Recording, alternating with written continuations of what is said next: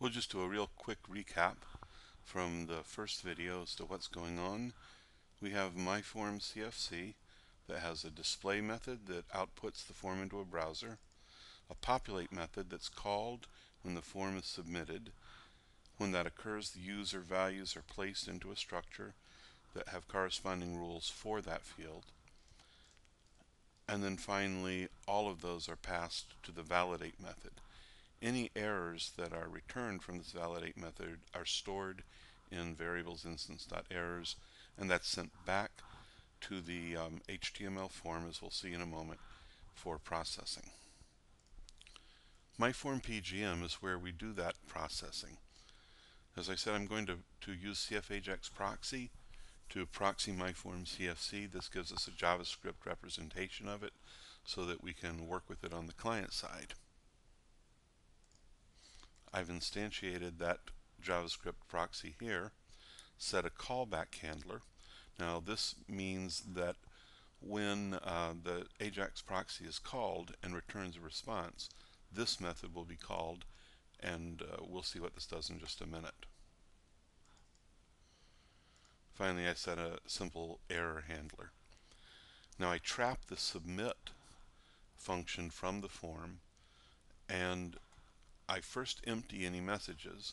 That's because if we submit this form several times, I don't want those old messages sticking around. Then I use the myForm.setForm, which is part of the CFAjax proxy, and it basically says bundle up all of the form values in the very next call, which is right here, send those form values along.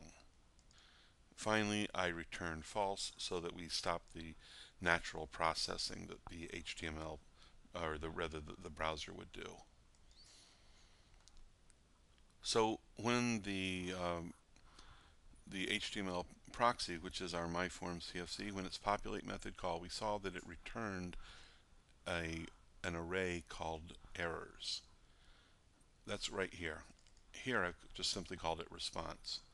And I said, if you got back, if there's anything in that array, because whether there's an error or not, I'm returning an array because we need to return something. If there's anything in it, then I want you to loop over it.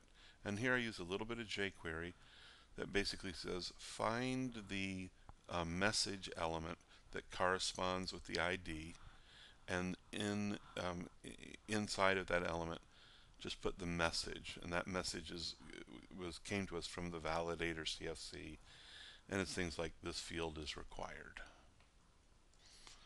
Finally, if we didn't get back any errors at all, here's that little alert box saying your form is processed. Once again, let's take a quick look at the form. I'll type in some bad things. That's not 3 characters long. This was supposed to be between 18 and 30. I'll make it 54. I'll only pick one of these, even though my validation rules specify that 2 have to be chosen. And then I'll put something in that's not allowed, like plain text. When I click OK, you see that I'm going to get back the error messages. So now I'll fix those. I'll pick at least 2 of those, and I will use, and now everything's okay. Just a couple of quick points. Having a generic validator CFCs allows us to use the code in it for both client and server-side validation. That's obviously preferable. Doing validation on the server allows us to do things that the client just wouldn't be able to do. For example, think of a validation rule for a username that specifies that the name must be unique in our database.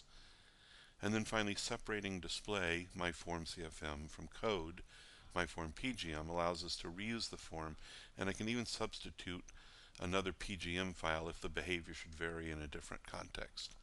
I hope this very brief video helps you see that using OO for forms provides real value.